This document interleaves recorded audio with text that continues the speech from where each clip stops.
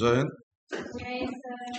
आज की क्लास में हम लोग चैप्टर 4 पढ़ेंगे। ठीक है ना। भारत के विदेश संबंध। भारत के विदेश संबंध मतलब भारत की विदेश नीति क्या है। भारत आजाद होने के बाद उसका विदेशों में संबंध कैसा रहा है, विदेश के लोगों से संबंध कैसा रहा है। इन सारी चीजों के बारे में हम लोग यहाँ डिस्कस कर रहे होंगे। ठीक है ना। एक मिनट।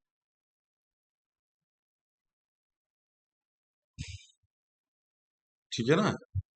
स्टार्ट करते हैं इस अध्याय में। अब तक हमने इस किताब के देश सॉरी किताब में देश में हुए बदलाव और घरेलू चुनौतियों पर नजर डाली है। मतलब देश में क्या क्या बदलाव हुआ, कैसे कैसे बदलाव हुआ, घरेलू चुनौतियां क्या क्या थी, इन सारी चीजों के बारे में हम लोगों ने पढ़ लिया।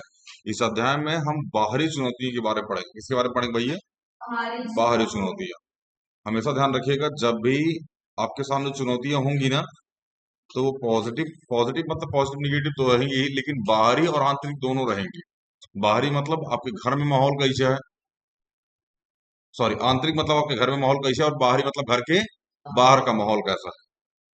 समझ में आया ना। इस मोर्चे पर भी अपने देश के नेताओं की नई राह अपनाई और बाहरी चुनौतियों के मामले गुटनिरपेक्षता की नीति का पालन किया। इसमें एक वर्ड आया गुटनिरपेक्षता।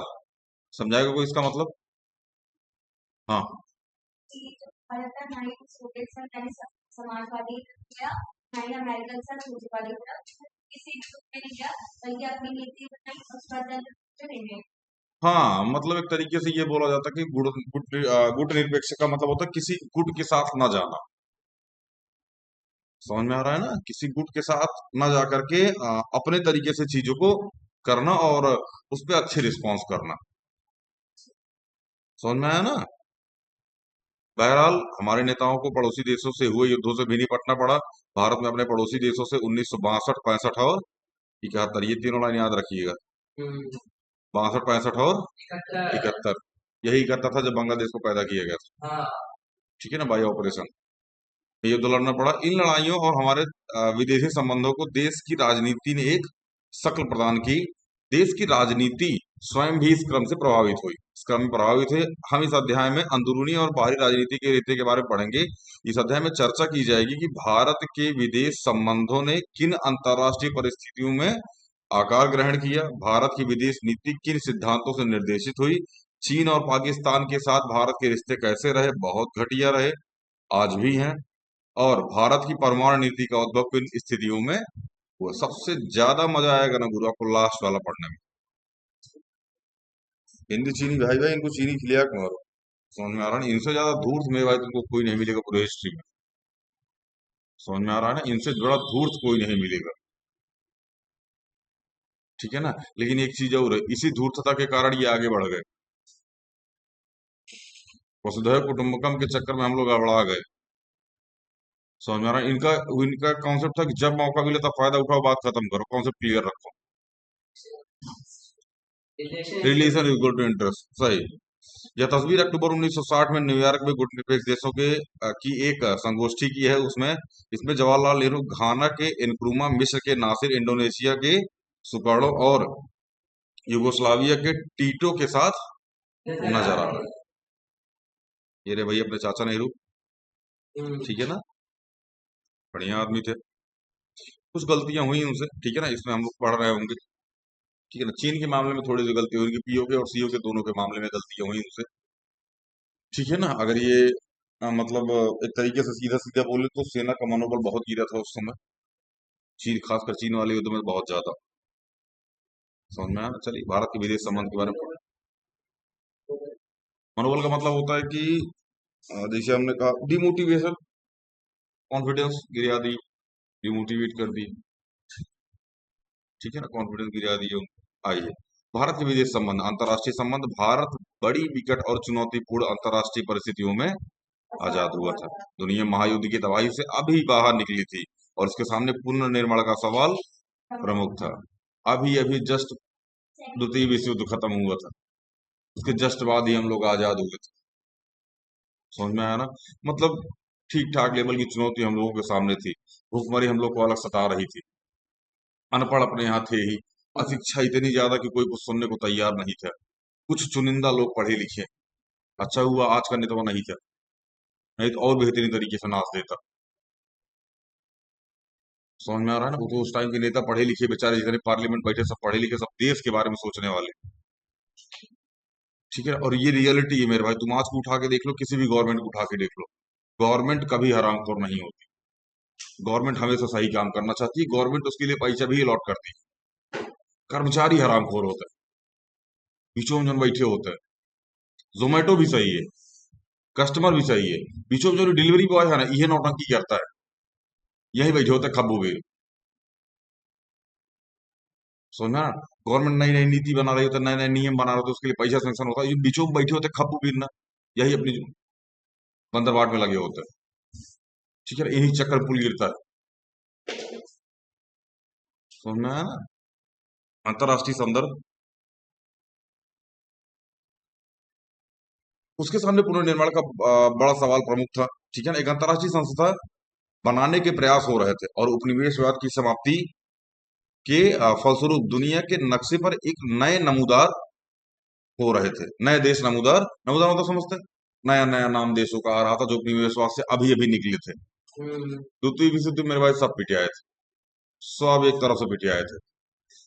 ठीक है ना? तो किसी की हिम्मत नहीं थी कि अपना क्षेत्र छोड़ के दूसरे क्षेत्र पर कब्जा मारे, तो सब अपना अपना क्षेत्र बचाने में लग गए। ठीक है ना? क्यूबा का मिसाइल संकट हमने पढ़ा होगा पहली वाली बुक में, अब इसमें बहुत बार उसकी चर्चा आएगी। एक अंतर्राष्ट्रीय संस्था बनाने के प्रयास कर रहे थे, उपनिवेशवाद की समाप्ति के फलस्वरूप दुनिया के नक्शे पर नए देश नमूदार हो रहे थे। नए देशों के सामने लोकतंत्र कायम करने और अपने जनता की भलाई करने की दोहरी चुनौती थी। सबसे पहली चीज लोकतंत्र, इसका भी ध्यान रखना था। दूसरा, जनता की भलाई, दोनों काम करने थे। ये दो चुनौतियां थी गवर्नमेंट के सामने। ठीक है ना? स्वतंत्रता के तुरंत बाद भारत ने जो विदेश नीति अपनाई, उनमें हर इन सारे सरोकारों की झलक पाते, मतलब जितनी भी चर्चा हुई ऊपर, इन सब की झलक आपको वहां पे मिलेगी। गवर्नमेंट ने उसके बाद जो भी नीतियां बनाई, वैश्विक स्तर के इन सरोकारों के अलावा भारत की कुछ अपनी चिंताएं भी थी। ये तो वैश्विक स्तर की चिंताएं थी, जो विश्व स्तर पे करना था इनको। लोकतंत्र भी कायम रखना था और जनता की भलाई भी नहीं गड़बड़ानी नहीं चाहिए, ये भी होता रहना चाहिए। कुछ अलग टाइप की इनकी चिंताएं थी। कैसी थी? अंग्रेजी सरकार अपने पीछे अंतरराष्ट्रीय विवादों की एक पूरी विरासत छोड़ गई थी। सबसे पहले, जो चाहे भारत में मिल जाए, जो चाहे पाकिस्तान में मिल जाए, जो चाहे स्वतंत्र राष्ट्र बना ले, सबसे घटिया काम तो यही करके गई थी। ठीक है ना? जिसमें आग में घी डालने का काम किया राजा हरि सिंह ने। ठीक है ना? डोगरा, ये तो खैर थोड़ा सा अलग टॉपिक पे चल जाएंगे हम लोग। ठीक है ना? वो अलग कॉन्सेप्ट है। सारे सरोकार झलक अपनी चिंताएं थी। अंग्रेजी सरकार अपने पीछे अंतर्राष्ट्रीय विवादों का एक पूरा विरासत छोड़ के गई थी। बंटवारे के कारण अलग से दबाव पैदा हो रहे थे और गरीबी मिटाने का काम मुंह बाए सामने खड़ा था। गरीबी अलग, भूखमरी अलग, अशिक्षा अलग, स्वास्थ्य व्यवस्था अलग चौपट हो रही थी, परिवहन अलग चौपट था। मतलब एक तरीके से बहुत टूटा हुआ राज्य, मतलब देश मिला था जवाहरलाल नेहरू को। और उस देश को समेट के रखना इस तरीके से, जहां कोई बहुत कम मात्रा में लोग पढ़े लिखे हो, अपने आप में एक चुनौती थी। और उसी में एक सामने गरीबी मिटाने का काम जो था, वो मुंबई खड़ा था, भैया हम देखो। ठीक है? कुल जमा इन्हीं संदर्भों के बीच भारत ने एक स्वतंत्र राष्ट्र राज्य के रूप में अंतर्राष्ट्रीय मामलों में भागीदारी शुरू की। ये सब झेलते हुए भारत कहा कि भाई ये सब कुछ ठीक है, स्वतंत्र राष्ट्र राज्य के रूप में अंतर्राष्ट्रीय स्तर पर अब हम अपनी भागीदारी को स्टार्ट करेंगे, जुड़ना शुरू करेंगे। जहां से जो भी नीति आपको समझ में आएगी, वहां से हम उसको लेने का प्रयास करेंगे। एक राष्ट्र के रूप में भारत का जन्म विश्व युद्ध की पृष्ठभूमि में हुआ था। ऐसे में भारत ने अपनी विदेश नीति में अन्य सभी देशों की संप्रभुता का सम्मान करने और शांति कायम करके अपनी सुरक्षा सुनिश्चित करने का लक्ष्य सामने रखा था। इन लक्ष्य की प्रतिध्वनि संविधान के नीति निदेशक तत्व सिद्धांतों, सॉरी, नीति सिद्धांतों में सुनाई देती है। हर वो काम इसने करने का प्रयास किया नीति निदेशक तत्वों में, जो गवर्नमेंट से नहीं हो सकता। जो काम गवर्नमेंट से नहीं हो सकता, उसको ले जाकर डीपीएसपी में डाल दो, फिर न्यायालय नहीं जा सकते उसके लिए। समान काम के लिए समान वेतन। प्रयास कर रही है गवर्नमेंट, लेकिन मिल थोड़ी रहा है। ठीक है ना। राशन कार्ड पे फ्री राशन आज भी दे रही है। बिहार में उसारा चावल दे रही है। फैक्ट्री गुजरात में लग रही है। ठीक है ना। हाँ। सहकारिता आज भी हो रही है। हाँ। जिस तरह किसी व्यक्ति या परिवार के व्यवहारों को अंदरूनी और बाहरी कारक निर्देशित करते हैं, उसी तरह एक देश की विदेश नीति पर भी घरेलू और अंतर्राष्ट्रीय वातावरण का असर पड़ता है। जिस तरीके से एक बच्चे के ऊपर, एक परिवार के ऊपर, एक व्यक्ति के ऊपर उसके घर का और उसके बाहर का दोनों का प्रभाव होता है, वैसे ही एक देश के ऊपर, उसके अंदर और उसके बाहर क्या परिस्थितियां हो रही हैं, दोनों का प्रभाव पड़ता है। बांग्लादेश में अगर युद्ध होगा तो भारत पे प्रभाव पड़ेगा। नेपाल में युद्ध होगा तो भारत पे प्रभाव पड़ेगा। पाकिस्तान में दंगा होगा तो भारत में प्रभाव पड़ेगा। श्रीलंका में अगर कोई घटना घटेगी तो भारत के ऊपर प्रभाव पड़ेगा। मतलब विश्वगुरु अपने शिष्यों से घिर गया। समझ में आ रहा है ना।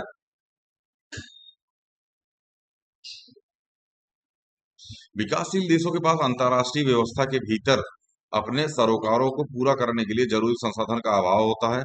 वे इसके चलते बढ़े चढ़े देशों के अपेक्षा अपने सीधे साधे लक्ष्यों को लेकर अपनी विदेश नीति तय करते हैं।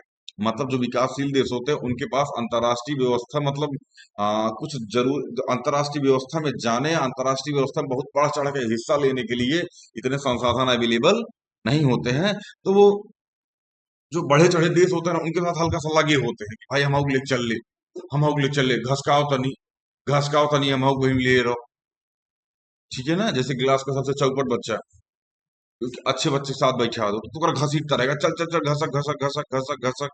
ऐसे ही ये भी कर रहे थे। जरूरी संसाधन का अभाव होता है तो हल्का फुल्का अपना सीधा साधा लक्ष्य साधे हुए बड़ के साथ लगे हुए थे, चल चल चल चल, घसकाओ घसकाओ घसकाओ घसकाओ तनी तनी। समझ में आया ना। ऐसे देश का जोर इस बात पर होता है कि उनके पड़ोस में अमन चैन कायम रहे। ठीक है ना। अमन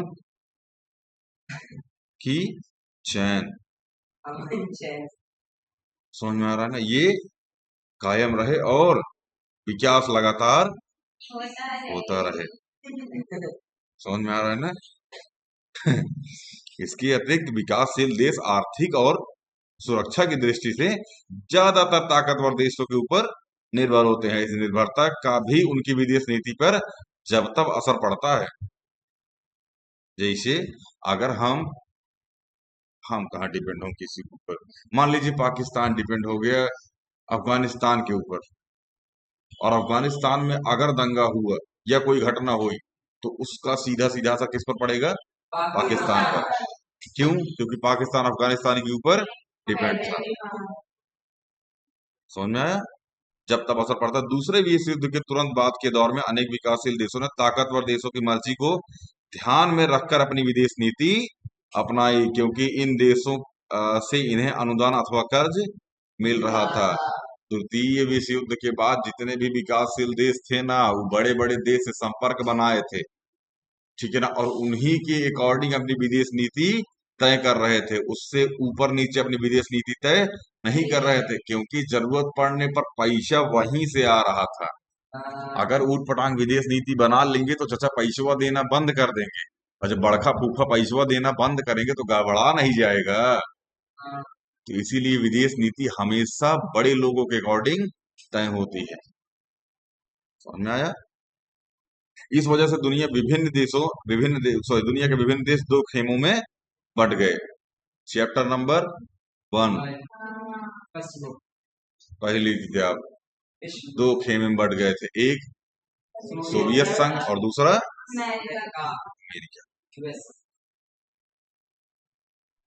दोनों अपने आप में ताकतवर थे और दोनों बहुत सारे लोगों को अपने पास मिलाने में लगे हुए थे। ये ऐसा समझो कि भारत में चुनाव हो रहा है, चुनाव में केवल दो पार्टियां इन्वॉल्व हैं और सरकार हो गई त्रिशंकु की। बहुत सारी छोटी छोटी पार्टियों ने भी चुनाव लड़ा था। ठीक है ना। अब ये दोनों पार्टी के पास इतने वोट नहीं आए कि ये अपनी सरकार बना सके। अब इन दोनों को अवसर दिया गया कि जिसके पास ज्यादा लोग आ जाएंगे वो अपनी सरकार बना लेगा। अब ये छोटे छोटे लोगों को अपने साथ मिलाने में लग जाएंगे, पैसे से भी और सिक्योरिटी से भी। भैया तुम हमारे साथ शामिल हो जाओ, सामने वाला बोलेगा तो फरिया लेंगे, वो बोलेगा हमारे साथ शामिल हो जाओ, सामने वाला बोलेगा तो फरिया लेंगे। ठीक है ना, ये दोनों आपस में फरिया रहे हैं। एक खेमा संयुक्त राज्य अमेरिका और उनके समर्थकों के देश के प्रभाव में रहा, तो दूसरा खेमा सोवियत संघ के प्रभाव में। इस दौरान गुटनिरपेक्ष आंदोलन का भी प्रयोग हुआ। हम किसी के साथ नहीं जाएंगे, भारत ने यही अपनाया, जिसमें भारत ने महत्वपूर्ण भूमिका निभाई। हालांकि शीत युद्ध के बाद अंतर्राष्ट्रीय संबंधों का संदर्भ पूरी तरह बदल गया। बहरहाल जब भारत आजाद हुआ तब विदेश तब सॉरी आजाद हुआ और अपनी विदेश नीति तैयार कर रहा था, तब शीत युद्ध शुरू ही हुआ था और दुनिया बड़ी तेजी से दो खेमों में बढ़ जा रही थी। संवैधानिक सिद्धांत आर्टिकल 51, अंतरराष्ट्रीय शांति को बढ़ावा देना। भाग 4 का भाग 4 के का में है, ठीक है ना, अंतरराष्ट्रीय शांति को बढ़ावा देना, आर्टिकल 51। इसके अंतर्गत ये बोला गया है कि अंतरराष्ट्रीय शांति और सुरक्षा की वृद्धि होगी, राष्ट्रों के बीच न्यायसंगत और सम्मानपूर्ण संबंधों को बनाए रखने का आश्वासन दिया गया। संगठित लोगों के एक दूसरे से व्यवहार और अंतरराष्ट्रीय विधि और संधि बाध्यताओं के प्रति आदर बढ़ाने का इसका भी आश्वासन दिया गया। अंतरराष्ट्रीय विवादों को मध्यस्थ में मतलब मध्य मार्ग अपना करके उनको मतलब निपटारा किया जाएगा और प्रोत्साहन देने का प्रयास किया जाएगा। जिसके तहत भारत के लोग सदस्य हैं। हाँ, जिसके तहत भारत कभी भी मेरे भाई लड़ाई युद्ध नहीं चाहता। ठीक है ना, पहली चीज। दूसरी चीज, भारत कभी किसी से डरता नहीं है, किसी से नहीं डरता। अगर चाइना बोले मुझसे भारत डरता है, ना भाई, व्यापार रोक देंगे, खत्म हो जाओगे। ठीक है, अमेरिका बोले हमारा से डरता है, ना ना, अपना सीना भेज देंगे, खत्म हो जाओगे। जेनेरिक मेडिसिन मिलती है अपने यहाँ से, जेनेरिक मेडिसिन, और सबसे बड़े उत्पादक हैं हम लोग उसके। समझ में आ रहा है ना। यूएसए में यूएनओ में आज भी अपनी सेना जाती है हाँ, सेफ्टी सेफ्टी के लिए। समझ में आ रहा है ना। तो भारत कभी किसी से डरता नहीं है, बस वो डराता नहीं है किसी को। वो चाहे तो बांग्लादेश को तुरंत खा ले, अब भारत चाहे तो बांग्लादेश को खा ले और डकार न मारे, पाकिस्तान को खा ले, डकार न मारे, लेकिन वो डराता नहीं है किसी को, क्योंकि वो अभी ना भी 140 करोड़ की आबादी के साथ वो खुद थोड़ा सा उलझा हुआ है। इतनी बड़ी आबादी को मेरे भाई संभालना ये अपने आप में चैलेंज है। 140 करोड़ की आबादी को इस छोटे से क्षेत्र में संभालना ये अपने आप में चैलेंज है, और जनसंख्या रुकने से रही। लेकिन इस टाइम जनसंख्या वैसा मतलब आ, जो विशेषज्ञ हैं उनका मानना है कि पहले अपने यहाँ फर्टिलिटी रेट 2.1 था, आज फर्टिलिटी रेट 1.9 रह गया है। मतलब धीरे धीरे धीरे धीरे आने वाले टाइम में अगर ऐसे ही चलता रहा तो हम लोग के यहाँ केवल बुढ़ो बचेगा, यूथ नहीं बचेगा। समझ में आ रहा है ना। इसीलिए जन्म दर और मृत्यु दर हम लोग बहुत सही चल रहे हैं। देखो हम लोग के पास जनसंख्या ज्यादा नहीं है, ना ही जनसंख्या बढ़ रही है। जो वर्तमान जनसंख्या है ना, ये कंट्रोल नहीं हो रही है हमसे। कंट्रोल मतलब इन द सेंस कि ठीक ठाक लेवल पे नहीं कंट्रोल। सीधे सीधे समझो, आप एक लाइन की तरह समझ लो कि जनसंख्या कंट्रोल होती है रोजगार से, शिक्षा से। समझ में आ रहा है ना। अभी मार्केट में जितने लोग गवर्नमेंट से सवाल नहीं पूछ पा रहे हैं और उसको वोटिंग करने जा रहे हैं ना, ये हम लोग के फादर की जनरेशन है। आप लोग के फादर 12th वाला आपके फादर की जनरेशन है ये। समझ में आ रहा है ना।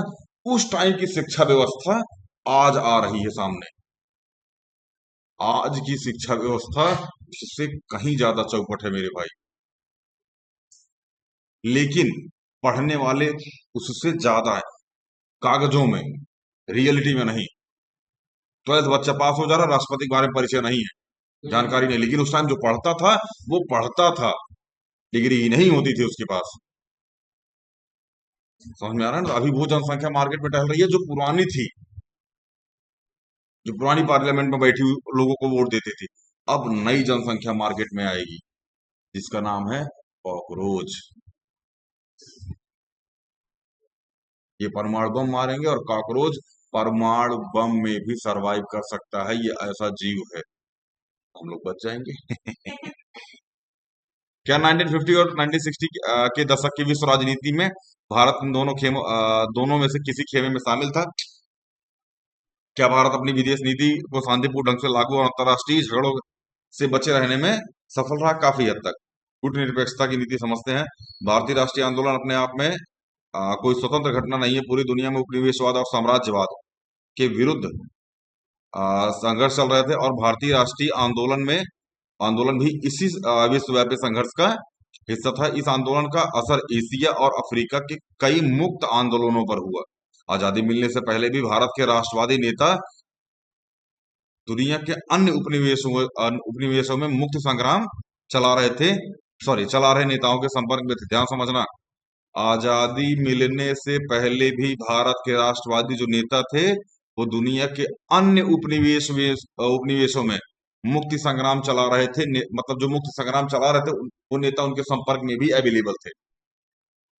आजादी के पहले अगर कहीं किसी राष्ट्र में, ठीक है ना, उपनिवेशवाद से मुक्त होने का अगर कोई संग्राम चल रहा था ना, तो ये जो नेता आज जुड़े हुए थे भारत के संगठन से, संग्राम से, ये वहां भी जुड़े हुए थे।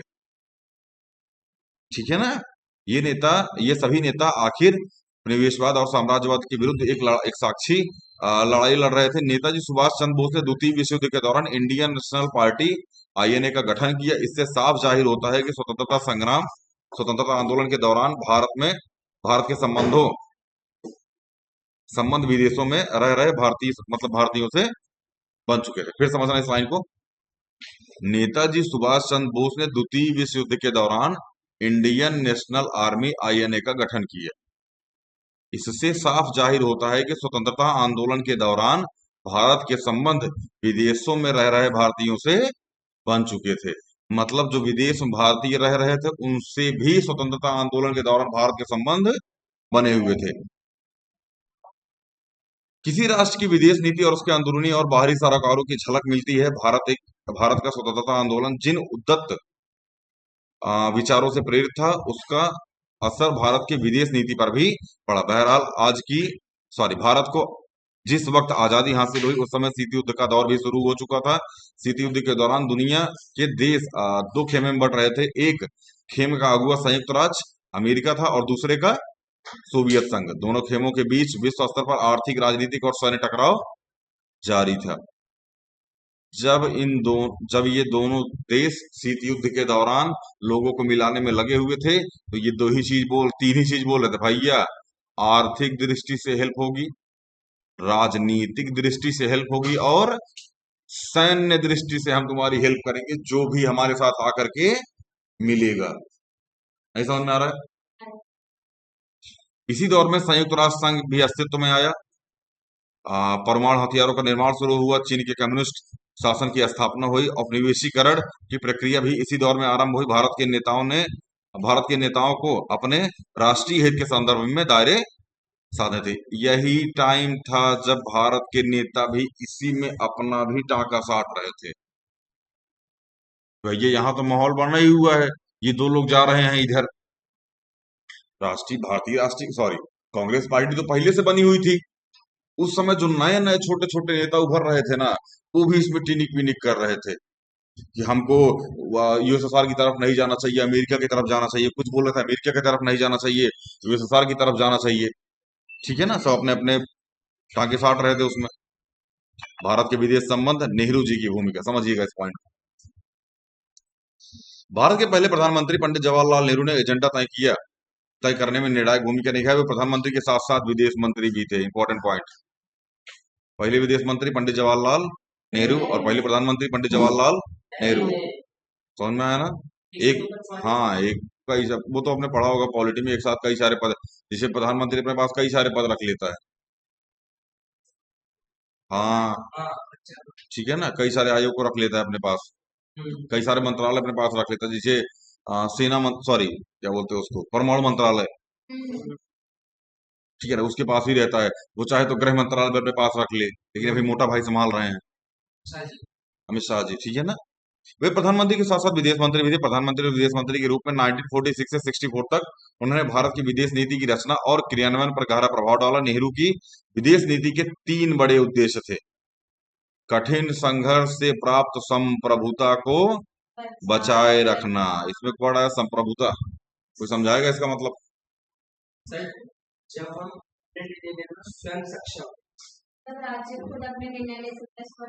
हाँ, स्वतंत्र रूप से अपने निर्णय लेने के लिए, मतलब अपना निर्णय लेने के लिए स्वतंत्र हो, किसी का कोई जोर दबाव इस पर ना हो। ठीक है ना, उसी को बोलते हैं संप्रभुता, संप्रभु होना। ठीक है ना, क्षेत्रीय अखंडता को बनाए रखने के लिए तेज रफ्तार से आर्थिक विकास करना, नेहरू इन उद्देश्यों को गुटनिरपेक्ष नीति अपनाकर हासिल करना चाहते थे। उन दिनों देश में कुछ पार्टियां और समूह ऐसे भी थे जिनका मानना था कि भारत को अमेरिकी खेमे में के साथ ज्यादा नजदीकी बढ़ानी चाहिए, क्योंकि इस खेमे में प्रतिष्ठा लोकतंत्र की हिमायत के रूप में थी। इस धारा में सोचने वालों में डॉक्टर भीमराव अम्बेडकर भी शामिल थे। साम्यवाद के विरोधी कुछ राजनीतिक पार्टियां भी चाहती थी कि भारत अपनी विदेश नीति अमेरिका के पक्ष में बनाए। ऐसे दलों में भारतीय जनसंघ, यही भारतीय जनसंघ है जो बीजेपी की जड़ है, RS आरएसएस। ठीक है ना, मतलब इसमें शामिल था। स्वतंत्र पार्टी प्रमुख थे, लेकिन विदेश नीति को तैयार करने के मामले में नेहरू जी को खासी बढ़त मिली। मतलब खासी मतलब समझते हैं, एक अ, अच्छी बढ़त मिली अपने तरीके से, मतलब इसको मैनेज करने में वो सफल रहे। दो खेमों की दूरी, आजाद भारत की विदेशी नीति में शांतिपूर्ण विश्व का सपना था, और उसके लिए भारत ने गुटनिरपेक्ष नीति का पालन किया। भारत के लिए शीत युद्ध में उपजे तनाव को कम करने की कोशिश की और संयुक्त राष्ट्र संघ और शांति अभियानों में अपनी सेना भेजी। आप पूछ सकते हैं कि शीत युद्ध के दौरान भारत किसी खेमे में शामिल क्यों नहीं हुआ? क्योंकि भारत गुटनिरपेक्ष की नीति को लेकर चल रहा था, भारत संप्रभुता की नीति को लेकर चल रहा था, इसलिए वो किसी भी युद्ध में शामिल नहीं हुआ। भारत अमेरिका और सोवियत संघ की अगुवाई वाले सैन्य संगठन को अपने से दूर रखना चाहता था। शीत युद्ध के समय अमेरिका उत्तर अटलांटिक संधि संगठन नाटो और सोवियत संघ ने वार्सा पैक्ट नामक संधि का गठन किया था। दोनों ने अपने अपने तरीकों से, ठीक है ना। भारत ने गुटनिरपेक्षता की नीति को आदर्श माना। संतुलन साधने की यह कठिन कोशिश थी, और कभी कभी संतुलन बहुत कुछ ही सध पाता। मतलब एक तरीके से ये कहने का मतलब है कि गुटनिरपेक्ष की नीति और संप्रभुत्व की नीति के लेकर के पंडित जवाहरलाल नेहरू किसी भी खेमे में शामिल नहीं हुए। इन्होंने कहा हम अपनी विदेश नीति अपने अकॉर्डिंग तय करेंगे, ना कि किसी खेमे के अनुसार तय करेंगे। समझ में आया? अब इसके लिए अमेरिका ने अमेरिका ने संगठन बनाया नाटो, और सोवियत संघ ने बनाया वर्सा पैक्ट। ठीक है ना, लेकिन इन्होंने किसी भी संगठन में शामिल होने से मना कर दिया। और दूसरी चीज, ये दोनों मिलकर के जो सैन्य संगठन बना रहे थे, सैन्य गठबंधन जो बना रहे थे, भारत ने उससे भी खुद को दूर रखा। सैन्य संगठन में भी शामिल होने के लिए वो आगे नहीं आया।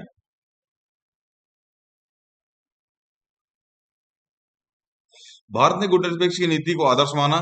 कहाँ चले गए? हाँ ठीक है। 1956 में जब ब्रिटेन ने ये समझना, 1956 में जब ब्रिटेन ने स्वेज नहर के मामले को लेकर मिस्र पर आक्रमण किया, तो भारत ने इस नव औपनिवेशिक हमले के विरुद्ध विश्वव्यापी विरोध की अगुवाई की। ध्यान रखना, इसमें विरोध कर रहा है भारत। ठीक है ना।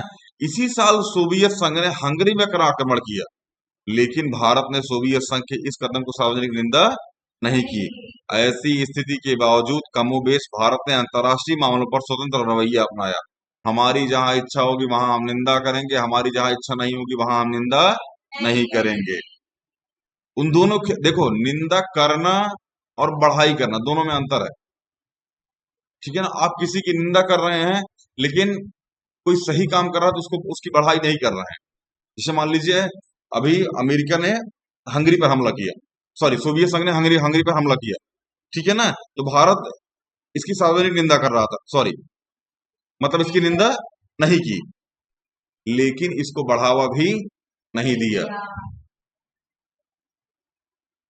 समझ में आ रहा है कि नहीं आ रहा है? तो उन दोनों खेमों के देशों की सहायता और अनुदान दिए। भारत अभी बाकी विकासशील देशों की गुटनिरपेक्ष नीति के बारे में आश्वस्त करने लगा था कि पाकिस्तान अमेरिका नेतृत्व वाले सैन्य संगठन में शामिल हो गया था।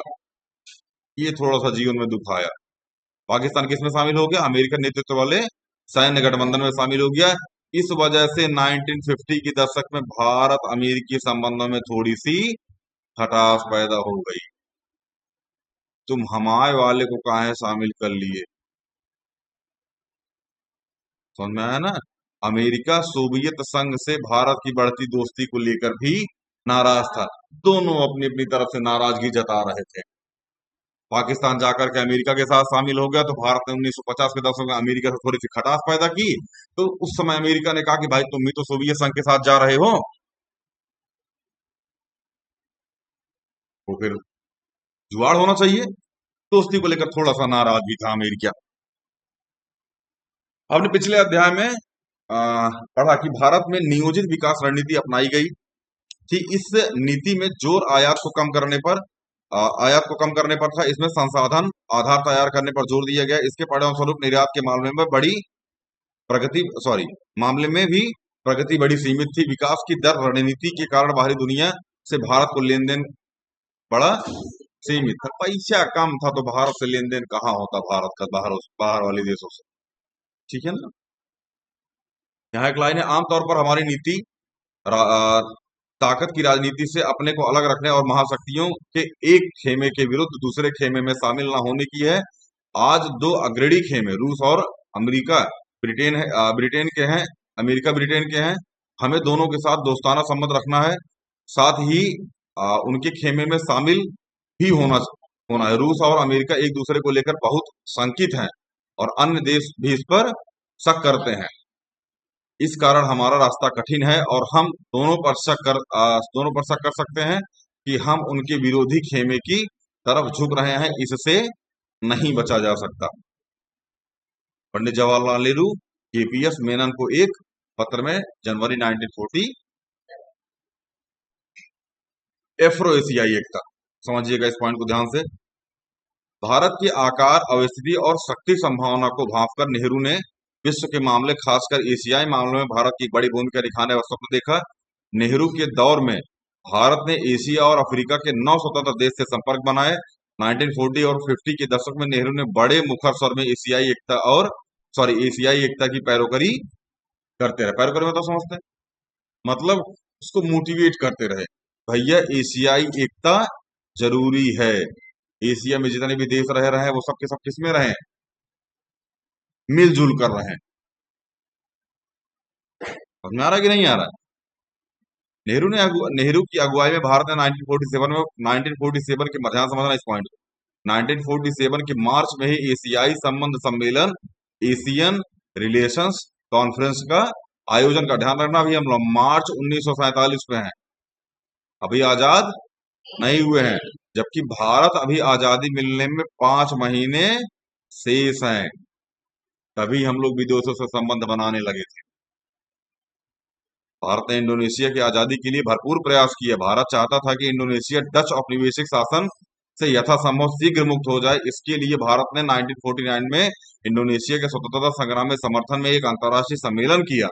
भारत औपनिवेशीकरण की प्रक्रिया का प्रबल समर्थक था और उसने पूरी दृढ़ता के साथ नस्लवाद, खासकर दक्षिण अफ्रीका में जारी रंग भेद का विरोध किया। इंडोनेशिया के एक शहर बाडुंग में एफ्रो एशियाई सम्मेलन 1955 में हुआ। आमतौर पर हम इसे बाडुंग सम्मेलन के नाम से जानते हैं। अफ्रीका और एशिया में 9 स्वतंत्र देशों के साथ भारत के बढ़ते संपर्क में चरम बिंदु था। बाडुंग सम्मेलन में गुटनिरपेक्ष आंदोलन की नींव पड़ी। गुटनिरपेक्ष आंदोलन का पहला सम्मेलन 1961 के सितंबर में बेलग्रेड में हुआ।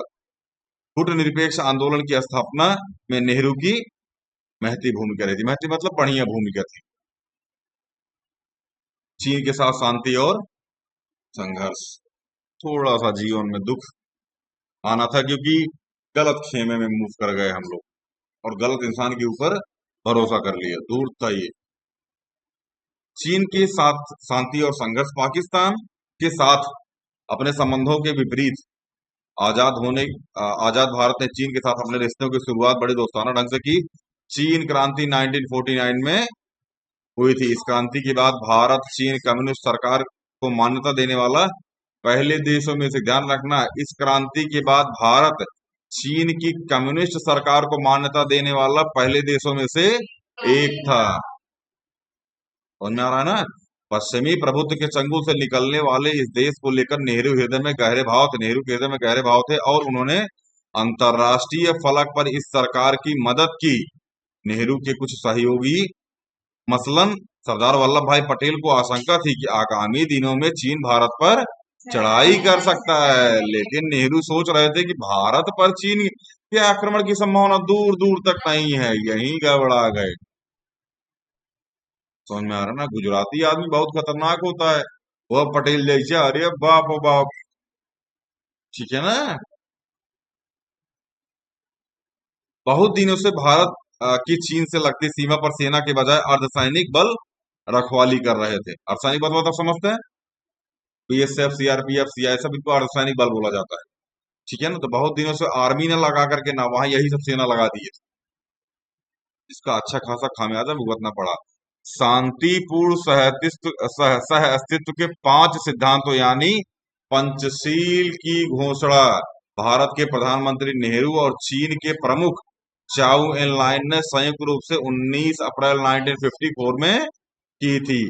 दोनों, हाँ सॉरी 29 अप्रैल, हमने क्या पढ़ दिया था, अरे 29 अप्रैल 1954 में, कि दोनों देशों के बीच मजबूत संबंध की दिशा में यह अगला कदम था। भारत और चीन के नेता एक दूसरे से देश का दौरा करते थे और उनके स्वागत में बड़ी भीड़ जुटती थी। मतलब बढ़िया चल रहा था, कोई दिक्कत नहीं थी। चीन का आक्रमण 1960, बहुत नींद आ रही है आपको, 72 रोटी खा के आएंगे तो और क्या होगा। सोई जा रहा है, सोई जा रहे हैं। अभी एसी पंखा दोनों बंद करवा दूंगा, 2 मिनट में अभी नींद गायब हो जाएगा। चलिए, चीन का आक्रमण 1962, चीन के साथ भारत के इस दोस्ताना रिश्ते में 2 कारणों से खटास आ गई। पहला, चीन 1950 में तिब्बत पर कब्जा मार लिया। इसी तिब्बत पर कब्जा मारने की वजह से सिक्किम डरा था। ठीक है ना, कि भैया हम और पिटे आ जाएंगे, तो टरायल लेने आया था अपने यहाँ, सहराज्य सहराज्य बना था। ठीक है ना।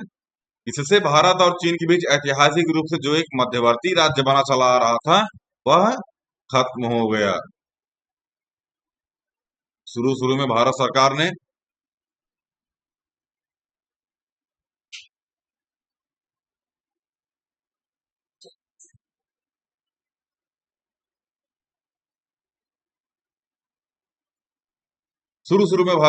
चीन के इस कदम का खुले तौर पर विरोध नहीं किया।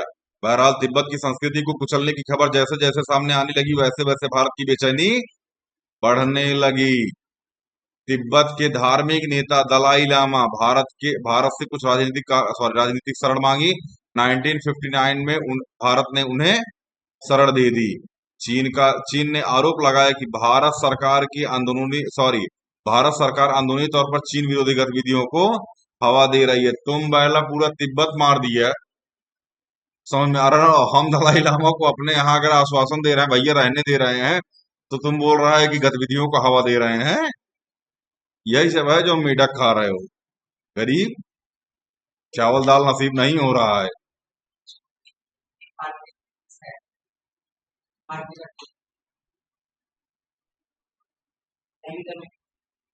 बात ऐसे मेरे भाई ने, जहां नदी को नदी माना जाए, जहां गाय को गाय माना जाए, ठीक है ना, जहां जंगल को जंगल माना जाए, वहां की स्थिति भारत की स्थिति से ज्यादा अच्छी है।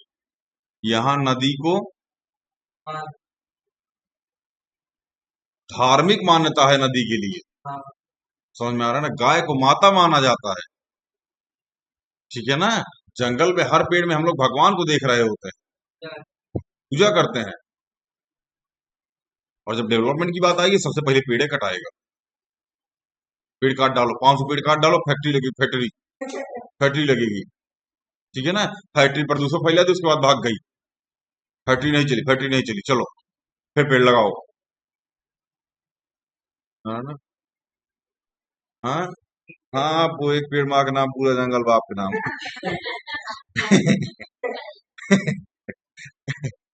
काट डाले एक तरफ से, चले। इससे कुछ दिनों पहले भारत और चीन के बीच एक सीमा विवाद भी उठ खड़ा हुआ। भारत का दावा था कि चीन के साथ सीमा और रेखा का मामला, देखो गड़बड़ा गया। अंग्रेजी सरकार के समय ही सुलझाया जा चुका है, लेकिन चीन सरकार का कहना था कि अंग्रेजी शासन के समय का फैसला नहीं माना जा सकता। मुख्य विवाद चीन से लगी लंबी सीमा रेखा के पश्चिमी और पूर्वी छोर के बारे में था। अंग्रेज पहले से बांट के गए थे कि कितने में चाइना रहेगा और कितने में भारत, लेकिन चाइना का हंग चुंग लुंग डुंग समझ जाओ तुम। ऐसा ऐसा करके वैसा होता है ना बाबू, समझ में ना आता। आंखिए पुलिया की तरफ बंद है गिट्ठा सब चुट्टा।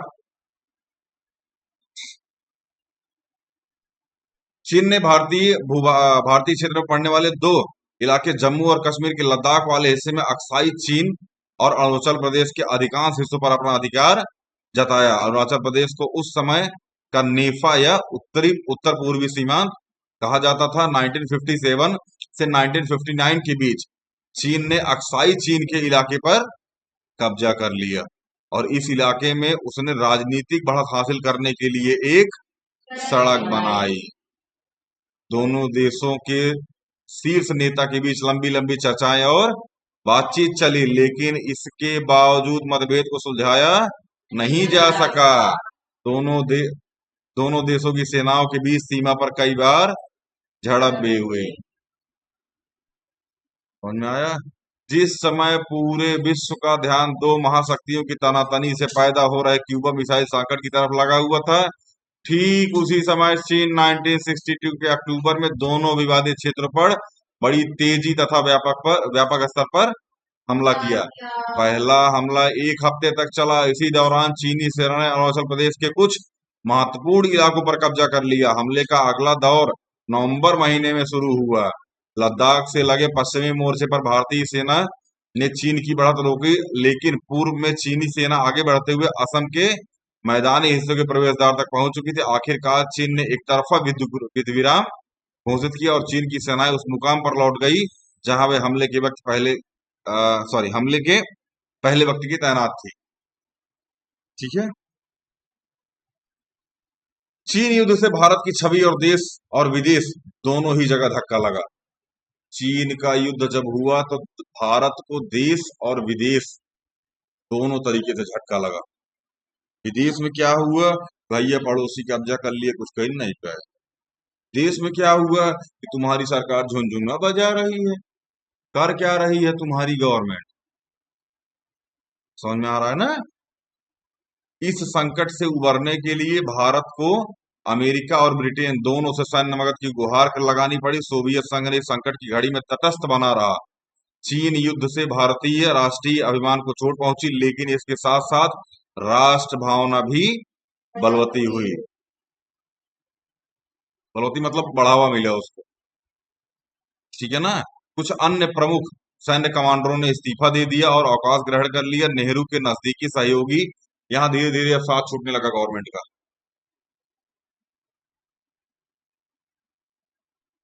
कुछ प्रमुख सैन्य कमांडरों ने या तो इस्तीफा दे दिया, अवकाश ग्रहण कर लिया। नेहरू के नजदीकी सहयोगी और तत्कालीन रक्षा मंत्री के.वी. कृष्ण मेनन ने मंत्रिमंडल भी छोड़ना पड़ा। नेहरू की छवि भी थोड़ी धूमिल हुई। चीन के इरादे को समय रहते भांप न सकने के कारण और सैन्य तैयारी न कर पाने के कारण नेहरू की बड़ी आलोचना हुई। पहली बार उनकी सरकार के खिलाफ अविश्वास प्रस्ताव लाया गया और लोकसभा में इस पर बहस हुई। और मैं ना किस लेवल तक एक छोटी सी गलती नेहरू की आज भी लोग उनको गाली देते हैं, बाकी सारी चीजें उसके पीछे छुप जाती हैं इस एक छोटी सी गलती की वजह से। समझ में आया ना? इसीलिए लोग बोलते हैं कि अगर उस टाइम सरदार वल्लभ भाई पटेल होते तो परिस्थितियां शायद इसके विपरीत होती।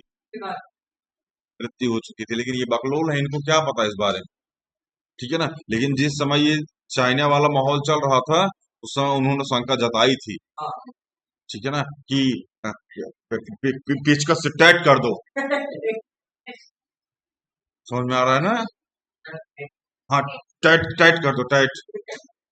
बहुत सारे पेरेंट्स हमारे पास आते हैं कि हाँ बच्चे को मारना मत, पीटना भी मत, डांटना भी मत, टाइट कर दो, टाइट टाइट कर दो। आए पेचकस से पिलिया से टाइट कर दें। समझ टाइट कैसे कर दें? समझ में आया ना? समझ के इस लगा कि इसको घुमा दे 3 बार स्क्रू ड्राइवर टाइप का। बताओ, टाइट कर दे, टाइट। कॉन्सेप्ट क्लियर नहीं है।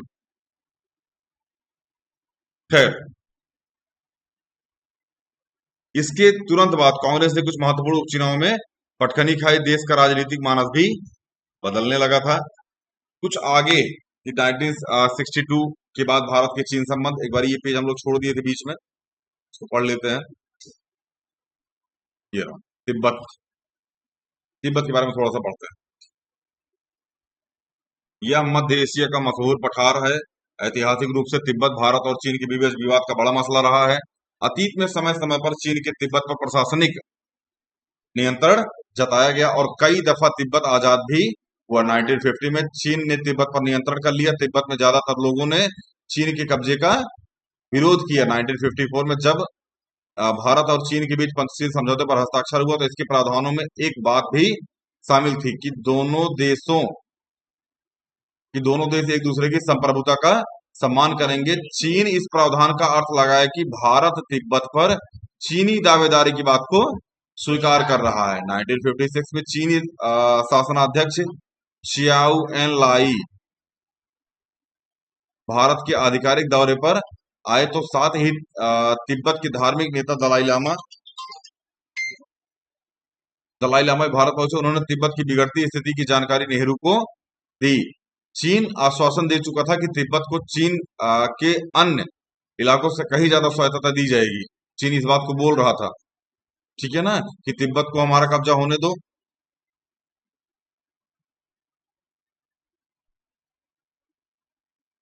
एक मिनट ऑनलाइन बोलो, माई साइड डिस्चार्ज हो गया वो।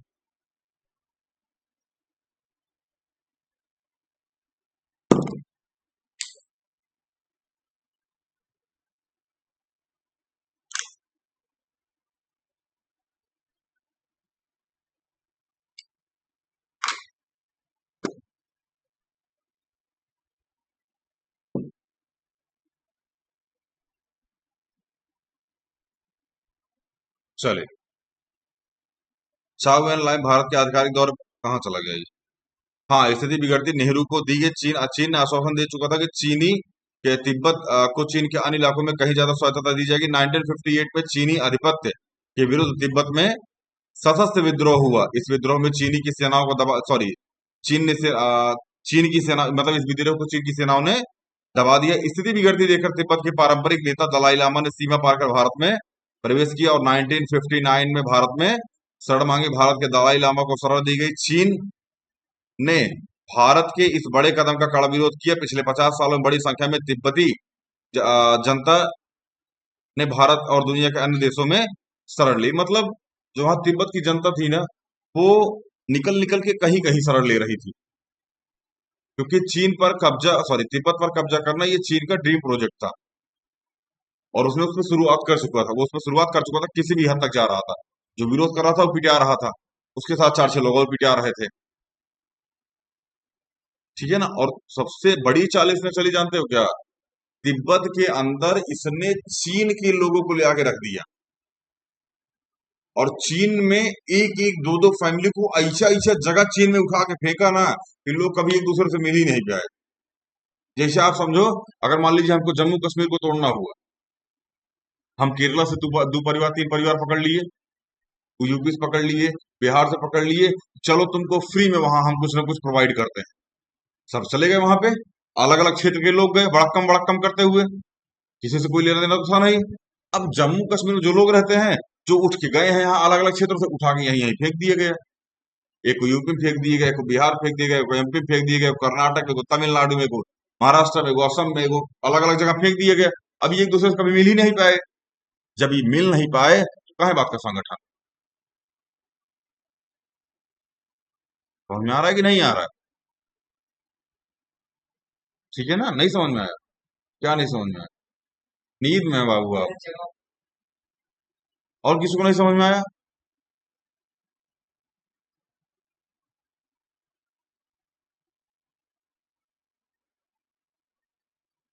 ध्यान कहीं और। खैर, ठीक है ना। तो तिब्बत में जो लोग रहते थे उनको उठा करके चीन के अलग अलग एरिया में फेंक दिए, ठीक है ना, और वहां से ले आकर के चीनी लोगों को वहां पे बसा दिए। इससे वहां का विरोध भी खत्म हो गया और तिब्बत पर कब्जा भी हो गया। समझ में आया? तो किताब लेके नहीं आए हो?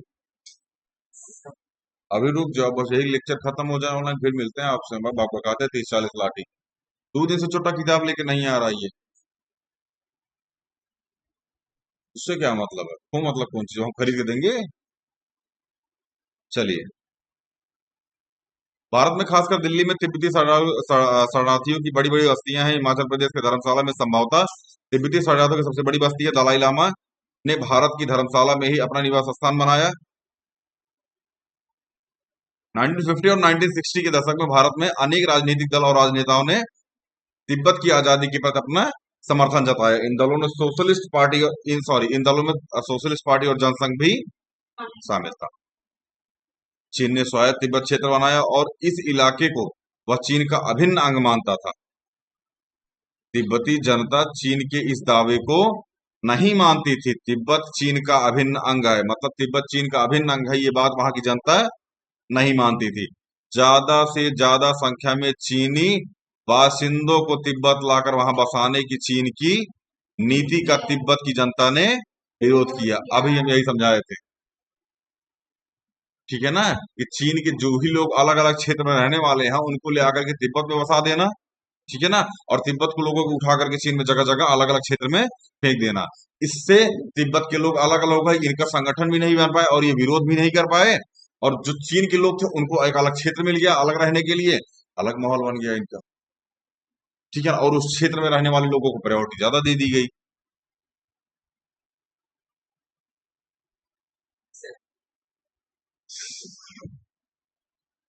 चीन के इस दावे को भी नकारते नहीं है कि तिब्बत को स्वायत्तता दी गई। वे मानते हैं कि तिब्बत की पारंपरिक संस्कृति और धर्म को नष्ट करके चीन वहां साम्यवाद फैलाना चाहता है। ये रहा चीन का नक्शा, ये रहा तिब्बत, ठीक है ना, ये रहा नेपाल काठमांडू, अक्साई चीन ये रहा मेरे भाई, ठीक है ना, ये रहा काराकोरम दर्रा। पूछा जाता है आपसे, ठीक है, भारत चीन सीमा, टोंग अलोंग ईटानगर तवांग शिलोंग भूटान थिम्फू दार्जिलिंग बांग्लादेश पटना लखनऊ आगरा दिल्ली काठगोदाम देहरादून नीलियांग कारगिल श्रीनगर, ठीक है।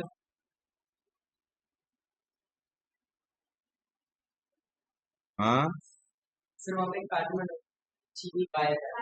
हाँ, बाय। हिंदी चीनी बाय बाय।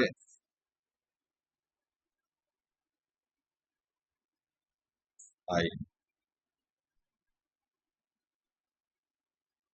कुछ आगे की 1962 के बाद भारत चीन संबंध।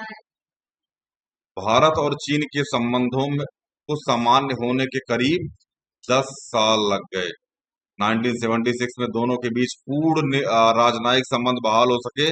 शीर्ष नेता के तौर पर यह पहली बार अटल बिहारी वाजपेयी मालिक आ गए, ठीक है ना, मालिक आ गए अब। हाँ हाँ, है ना, तब वे एक विदेश मंत्री थे। 1979 में चीन कर दौरे पर गए थे। बाद में नेहरू के बाद राजीव गांधी बतौर प्रधानमंत्री चीन के दौरे पर गए। इसके बाद चीन के साथ भारत के संबंधों में ज्यादा जोर व्यापारिक मसलों पर रहा, मतलब उसके बाद फिर सीमा उमा क्षेत्र का विवाद इतना ज्यादा नहीं रहा। इसके बाद व्यापार बढ़ा चाइना के साथ, और बहुत तगड़ा व्यापार बढ़ा।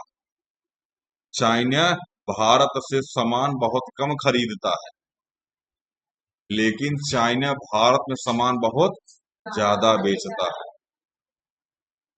हमारे यहाँ क्वालिटी नहीं मैटर करती, क्वांटिटी मैटर करती, ठीक है ना।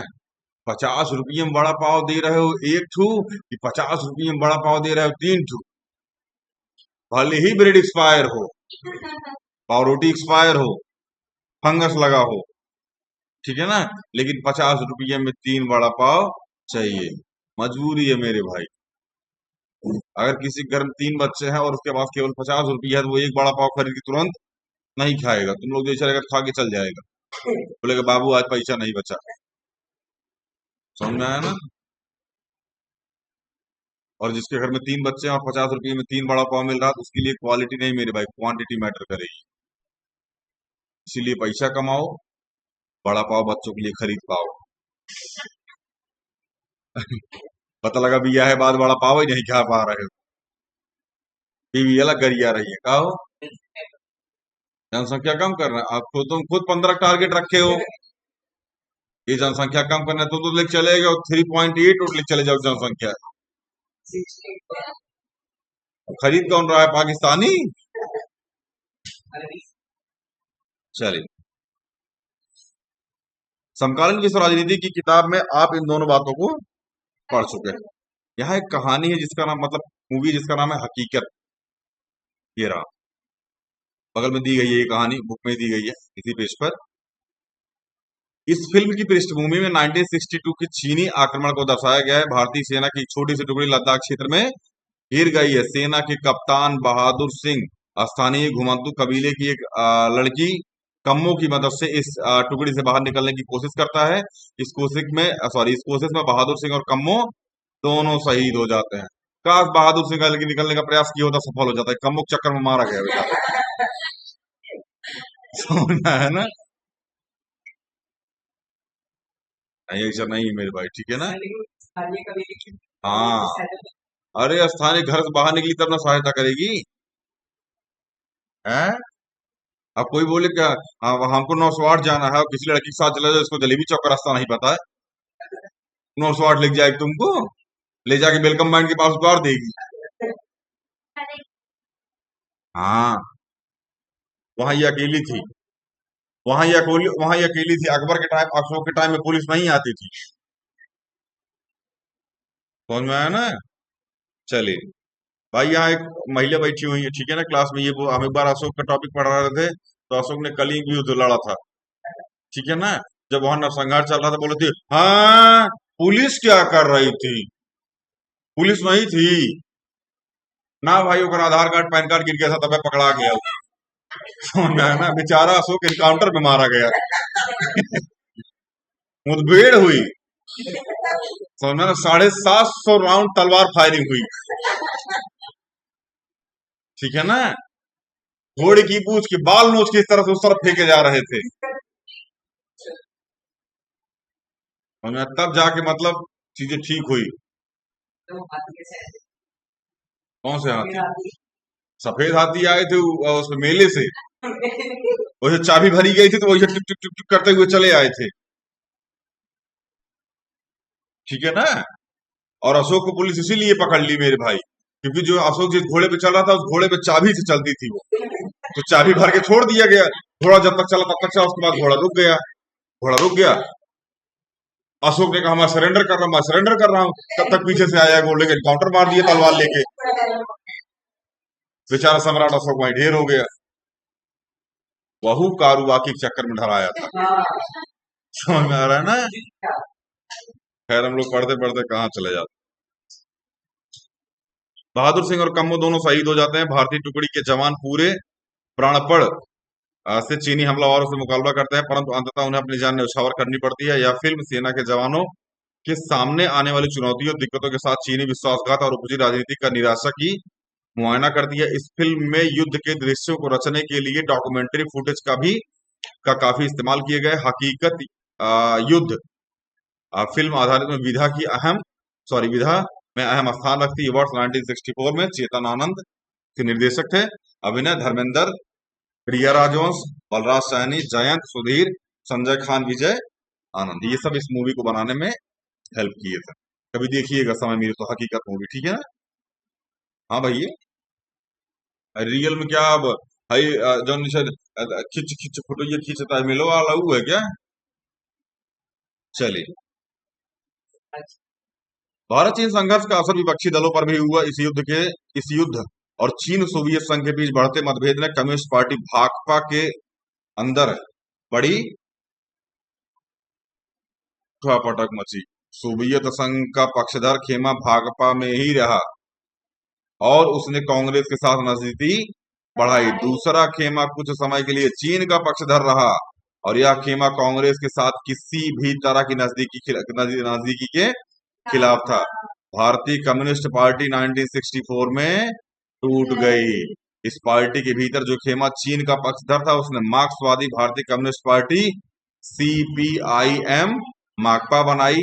चीन युद्ध के क्रम में माकपा के कई नेताओं को चीन का पक्ष लेने के आरोप में गिरफ्तार किया। चीन के साथ हुए युद्धों में भारत के नेताओं को पूर्वोत्तर की डांवाडोल स्थिति के प्रति सचेत किया गया। यह इलाका अत्यंत पिछड़ी दशा में था और अलग थलग पड़ गया था। अंतर्राष्ट्रीय एकता और अखंडता के लिहाज से भी यह इलाका चुनौतीपूर्ण था। चीन युद्ध के तुरंत बाद इस इलाके को नई तरकीब ढालने की कोशिश शुरू की गई। नागालैंड के प्रति प्रांत का दर्जा दिया गया। मणिपुर और त्रिपुरा हालांकि केंद्र शासित प्रदेश थे, लेकिन उन्हें अपनी विधानसभा के निर्वाचन का अधिकार मिला, जबकि केंद्र शासित प्रदेश में विधानसभा का निर्वाचन हो ये जरूरी नहीं है। सीधा सीधा वहां सेंट्रल गवर्नमेंट इन्वॉल्व होती है, आवश्यकता पड़ती है तो ही विधानसभा, विधानमंडल और विधान परिषद, वहां विधान परिषद तो होता ही नहीं है, ठीक है ना। जरूरत पड़ी तो विधानमंडल बनाया जाता है, विधानसभा बनाई जाती है, विधानसभा के लोगों के द्वारा विधानसभा के लोगों के द्वारा विधान परिषद का गठन किया जाता है, उनकी सलाह पर, अगर आवश्यकता पड़ती है तो। आइए बच्चे के साथ युद्ध और शांति की घोषणा करते हैं हम लोग। हाँ हाँ, लड़का अपना बेचारा बिगड़ गया, पापा से बदतमीजी कर रहा है बेटे, समझ में आ रहा है ना। समझ में नहीं आता लड़का इतना कैसे बिगड़ गया यार। छूट ज्यादा दे दी ना, फैसिलिटी ज्यादा दे दी मेरे भाई। नहीं, परवरिश तो बहुत तगड़ी हुई थी, ऐसी बात नहीं है, पिटाई नहीं हुई इनकी, बस पेचकस से टाइट किया गया इनको, ना डांटा गया ना मारा गया, लड़का बिगड़ गया, ठीक है ना। अब इसके साथ युद्ध भी करना पड़ेगा और शांति बनाए रखनी पड़ेगी, क्योंकि शांति के साथ ही तो भागे थे, इन्हीं को छोड़ के भागे थे, तभी युद्ध के साथ चलना पड़ रहा है इनको। बेटे कोई बात नहीं, आपके साथ गद्दारी फलित होगी, ठीक है ना।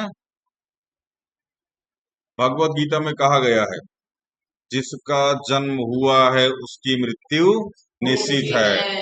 तो 1947 में भैया जन्मे थे, इनकर मृत्यु निश्चित है, ठीक है ना। तो वो है जो राम रच रखा, बेटा तुम वेट करो, ठीक है ना। आइए, जम्मू कश्मीर के मसले को लेकर पाकिस्तान के साथ बंटवारे को तुरंत बाद संघर्ष छिड़ गया था। आप इस विवाद के बारे में 7वें अध्याय में विस्तार से पढ़ सकेंगे। 1947 में ही जम्मू कश्मीर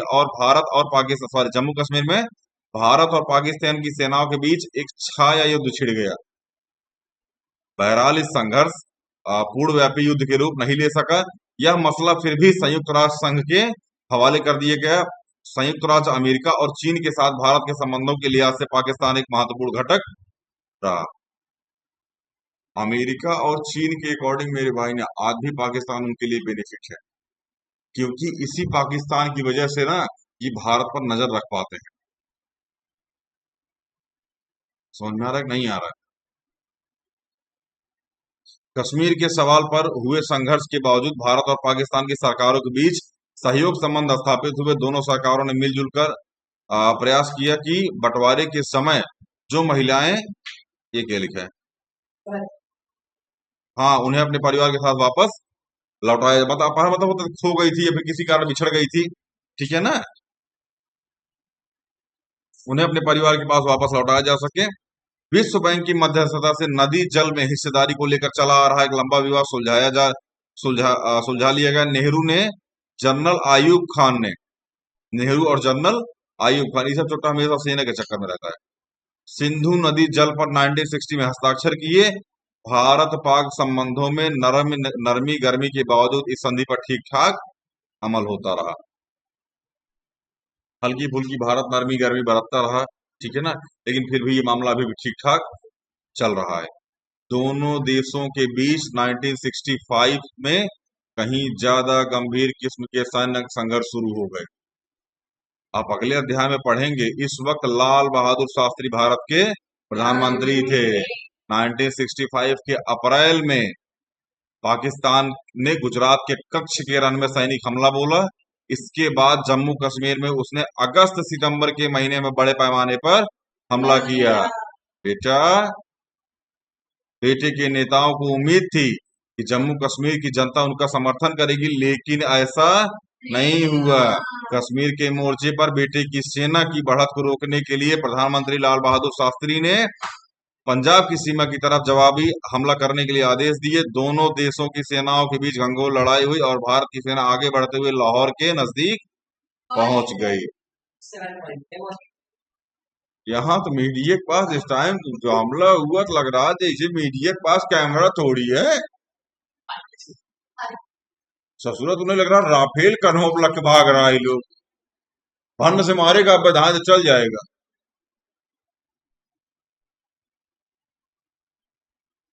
संयुक्त राष्ट्र संघ के हस्तक्षेप से इस लड़ाई का अंत हुआ। बाद में भारतीय प्रधानमंत्री लाल बहादुर शास्त्री और बेटे के जनरल आयूब खान के बीच 1966 में ताशकंद समझौता हुआ। सोवियत संघ ने इस मध्यस्थता की भूमिका निभाई।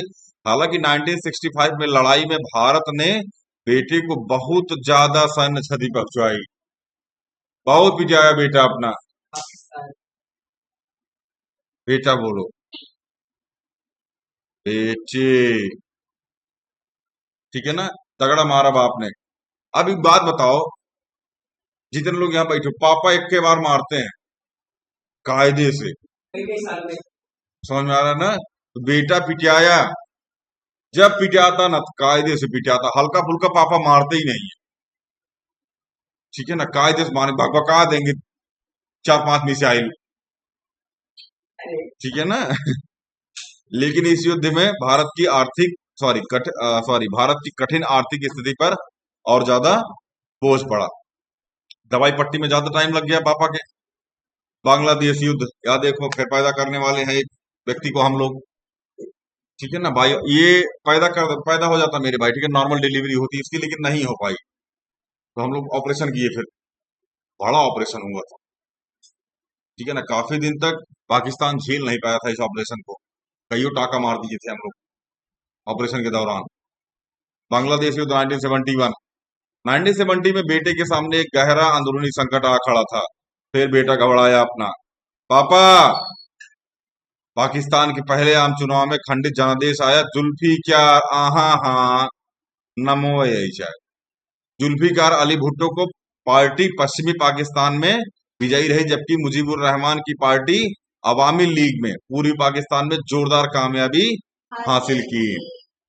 शेख हसीना इन्हीं के घर से आती है, शेख मुजीबुर रहमान। इसकी कहानी हम पहले वैसे बता चुके हैं, ठीक है ना? बेटी है इनकी, बेटी है पोती है, बेटी है, हाँ। पश्चिमी पाकिस्तान के नेताओं के हाथों अपने साथ एक दोयब दर्जे के नागरिक के बर्ताव के विरोध में पूर्वी पाकिस्तान की बंगाली जनता ने इस पार्टी को वोट दिया था। पाकिस्तान के शासक इस जनादेश को स्वीकार नहीं कर पा रहे थे। अवामी लीग एक परिसंघ बनाने की मांग कर रही थी, लेकिन वे इस मांग को भी स्वीकार करने के लिए तैयार नहीं थे। फिर क्या आएगा छोटा सा, हाँ भैया, हाँ, ये मतलब बीच में जो ये बैठा हुआ है ना, ये मेरे भाई पूर्वी पाकिस्तान है, बांग्लादेश। इधर पाकिस्तान इसको खींच रहा है और इधर इंडिया खींच रहा है, ठीक है ना? हम ऐसा क्यों कहते हैं कि भारत और पाकिस्तान के बीच युद्ध हुआ? नेता झगड़े और सेनाओं के बीच युद्ध हुआ। ज्यादातर आम नागरिकों को इससे कोई लेना देना नहीं था। आओ, माहौल बनने वाला है, ठीक है ना? इसकी जगह पाकिस्तानी सेना ने 1971 में शेख मुजीब को गिरफ्तार कर लिया और पूर्वी पाकिस्तान के लोगों पर जुल्म ढाने शुरू कर दिए। जवाब में पूर्वी पाकिस्तान की जनता ने अपने इलाके यानी मौजूदा बांग्लादेश को पाकिस्तान से मुक्त कराने के लिए संघर्ष छेड़ दिया। 1971 में पूरे साल भारत को 80 लाख शरणार्थी बोझ वहन करना पड़ा। 80 लाख लोग भाग के आए थे वहां से। भारत खुद परेशान बेचारा जनसंख्या को लेकर, भुखमरी अलग फैल रही थी।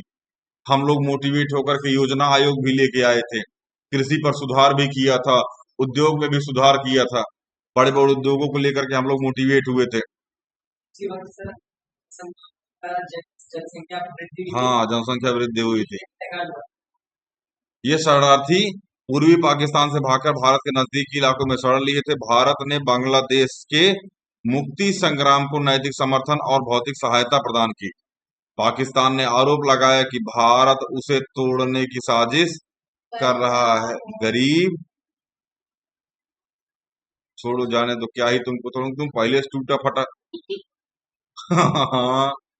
पाकिस्तान और अमेरिका, सॉरी, पाकिस्तान को अमेरिका और चीन ने मदद की। इसलिए मदद की क्योंकि यहां बैठना था। बांग्लादेश के पास अगर आके अमेरिका या चीन बैठ जाते, पाकिस्तान अमेरिका चीन बैठ जाते, मेरे भाई दोनों तरफ से भारत के ऊपर नजर रखते। इसलिए आज भी इनकी हेल्प होती है। ठीक है ना। 1960 के दशक में अमेरिका और चीन के बीच संबंधों को सामान्य करने की कोशिश चल रही थी और एशिया में सत्ता समीकरण नया रूप ले रहा था। अमेरिकी राष्ट्रपति रिचर्ड निक्सन ने के सलाहकार हेनरी किसिंजर ने 1971 के जुलाई में पाकिस्तान होते हुए गुपचुप चीन का दौरा किया। अमेरिकी पाकिस्तान चीन की धुरी बनती देख भारत ने इसके जवाब में सोवियत संघ के साथ 1971 में शांति और मित्रता की एक 20 वर्षीय संधि पर दस्तखत कर दी है। ऑप्शन भी नहीं था मेरे भाई। ठीक है ना। अमेरिका आके खड़ा था पाकिस्तान के साथ, उसी में चीन भी आके जुड़ गया जिसकी इकोनॉमी लहरिया रही थी। भारत करता तो क्या करता, अमेरिका के साथ जा नहीं सकता था क्योंकि वो खुद पाकिस्तान के साथ आके जुड़ा था। और उस समय दो ही ऐसे लोग थे जो उसको बचा सकते थे, एक सोवियत संघ और दूसरा अमेरिका। वो सोवियत संघ के खेमे में जाकर के शामिल हो गया। संधि करी थी, मतलब एक तरीके से वही मिलना खेमे में जाना, बतिये तो एक के हुआ लगभग लगभग। लेकिन हाँ, कभी भी सोवियत संघ का झगड़ा किसी से होता है तो भारत वहां निष्क्रिय रहता है, कोई उसमें मतलब बहुत ज्यादा प्रतिक्रिया उस पर नहीं देता। हाँ,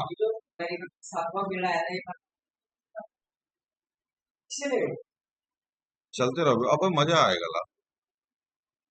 ठीक है ना। संधि से भारत को एक बड़ा आश्वासन मिला और हमला होने की सूरत सोवियत संघ भारत को मतलब जब भी हमला होगा तो उसमें सोवियत संघ भारत को मदद करेगा। महीनों राजनयिक तनाव और सैन्य तैनाती के बाद 1971 के दिसंबर में भारत और पाकिस्तान के बीच पूर्ण व्यापार युद्ध छिड़ गया। पाकिस्तान के लड़ाकू विमान ने पंजाब और राजस्थान पर हमले किए। इन गरीबों को कुछ नहीं आता, नाड़ा पजामा नाड़ा डालना छोड़, लेकिन फिर भी लिबी लिबी हर जगह पहुंचे रहे। जबकि उसकी सेना ने जम्मू कश्मीर में अपना मोर्चा खोल दिया, बैठ के रगड़ के मोर्चा छुड़ा रहा था ये लोग। जवाब में भारत ने अपनी वायुसेना, नौसेना और थल सेना के बूते पश्चिमी और पूर्वी मोर्चे से कार्रवाई की। स्थानीय लोगों के समर्थन और स्वागत के बीच भारतीय सेना पूर्वी पाकिस्तान में तेजी से आगे बढ़ी। 10 दिन के अंदर भारतीय सेना ने ढाका को 3 तरफ से घेर लिया और अपने 90,000 सैनिकों के साथ पाकिस्तानी सेना का आत्मसमर्पण करना पड़ा। अरे डूब के मर जाओ बेटे, डूब के हथुआ पे थूको, वहीं में डूब के मर जाओ। गरीब, 90,000 सेना के साथ तुम लोग सरेंडर कर रहे हो गरीबों। इससे अच्छा तो शहीद हो गए होते लड़ते लड़ते। मतलब तुम धूर्तता की पहचान देखो, 90,000 सेना लेके बैठा था और बोल रहा कि ला, हाँ हम जो है हम युद्ध नहीं करेंगे, हम जो है हम ताली पीटेंगे, ताली पीटेंगे हम। गरीब कहीं के, नीचता की हद होती है मेरे भाई। 1,000-2,000 सैनिक होते, 1,00,000 का एक लड़ा हुआ तब गुरु गोविंद सिंह नाम का हवा ससुरा तो नहीं। इतना लोगों के सामने हम लोग भिड़ गए थे कुछ सैनिक लेकर के, 90,000 लेके बैला रे चप्पलवा से अपन मुहा पीट। ना हो तो हमारे यहाँ से बताओ, हम भिजवा दें 400 जोड़ी चप्पल। अभी इसमें पता चलेगा बहुत ज्यादा। अरे अब ये 90,000 थे, 45 ही रहे होंगे अपने वाले। समझ में आ रहा है ना। इनका इनका चप्पलें मार रहे हैं पकड़ के, इनको पकड़ के समझ में आया ना। बेटा बेटा कर मारना चाहिए था, कैंची ऊंची बनवानी चाहिए थी इनकी। समझ में आ रहा है ना। गरीब बताओ, सोचो तुम सैनिक है 90,000, ससुरा 90,000 जनता आत्मसमर्पण न करे यार। तुम सैनिक का बात करो, 90,000 भाई 1 लाख लगभग लगभग। समझ में आ रहा है। यही सब बोलने के काबिल है। राज्य का राज तबाह कर दें, जिस दिन यूपी बिहार निकलेगा ना, पाकिस्तान को काटते हुए अफगानिस्तान काटते हुए पहुंच जाएगा उधर, ये चल जाएगा सोच नहर काटते उड़ते ऐसा।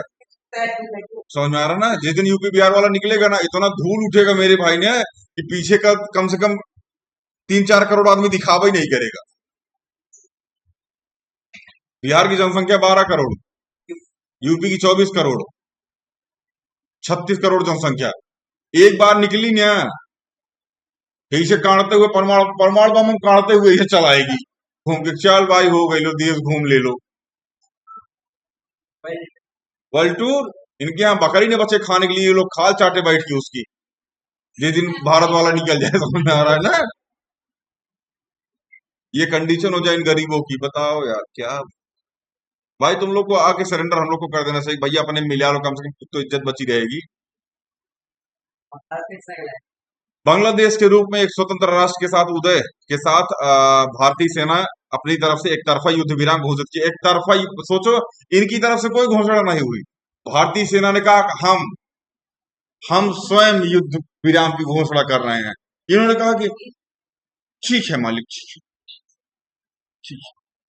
इस समय सेना सरेंडर करती है मेरे भाई ना, कमांडर इन चीफ की कैप उतारी जाती है, हई स्टरवा ना हथुआ से नोचा जाता है, बेल्ट उतरवा के रखवा ली जाती है, क्योंकि बाद मारना भी होता है, बंदर से ज्यादा लाल करना पड़ता है, नियम है ये इनके साथ गरीबों के। खैर हम लोग नहीं थे उस टाइम पे, समझ में आ रहा, दांते काट के मार देते इन छोटों। हम यही सोच रहा, अगर 90,000 साथ हम लोग होते मेरे भाई ने, और तशरीफ लाल करते, चप्पल से मारते, पाट पाट पटा पाट झाट पाट। समझ में आ रहा है ना? अगर छोड़ो जाने दो, ज्यादा डार्क हो जाएगा। समझना 3-4 फुट तो बढ़ा ही देते इसे मारते मारते, स्किन स्ट्रेच हो जाती कुछ दूर तक। हाँ हाँ, जगह जगह स्क्रैच आ जाता। चलिए, बांग्लादेश के रूप में एक स्वतंत्र राष्ट्र के उधर युद्ध विराम की घोषणा किया। बाद में 3 जुलाई 1972 को इंदिरा गांधी और जुल्फिकार फिर धराया पहला जुल्फिकार अली भुट्टो के बीच शिमला समझौता पर दस्तखत हुए और इससे अमन की बहाली हुई। कारगिल संघर्ष कुछ आगे की ओर 1999 के शुरुआती महीनों में भारतीय इलाके में नियंत्रित सीमा और रेखा फिर आ गई कि कई ठिकानों जैसे द्रास, मास्को, काक्सर और बतालिक, ठीक है ना, पर आगे को मुजाहिदीन बताने वालों ने कब्जा कर लिया। पाकिस्तानी सेना ने इसमें मिलीभगत भागकर भारतीय सेना इस कब्जे के खिलाफ हरकत में आई। इसने देशों के बीच संघर्ष छिड़ गया। इसे कारगिल की लड़ाई के नाम से जाना जाता है। 1999 में मई जून में यह लड़ाई जारी रही। 26 जुलाई 1999 को यह भारत अपने अधिकतर ठिकानों पर पुनः अधिकार कर चुका था। कारगिल की लड़ाई के पूरे विश्व का ध्यान खींचा और खींचा था क्योंकि इससे ठीक 1 साल पहले दोनों देश परमाणु हथियार बनाने की अपनी क्षमता का प्रदर्शन कर चुके थे। सबका ध्यान यही था कि अगर परमाणु हथियार छूटा तो स्थिति डमाडोल हो जाएगी। जो क्यूबा का संकट देख के आए थे ना, ये जो फरियाद है यही छोटका छोटका मिलके। बहरहाल यह लड़ाई सिर्फ कारगिल के इलाके तक ही सीमित रही। पाकिस्तान में इस युद्ध को लेकर बहुत विवाद मचा। कहा गया कि सेना के प्रमुख प्रधानमंत्री को इस मामले में अधेरे में रखा था। इस लड़ाई के तुरंत बाद पाकिस्तान की हुकूमत जनरल परवेज मुशर्रफ की अगुवाई में पाकिस्तान सेना पर नियंत्रण कर लिया गया।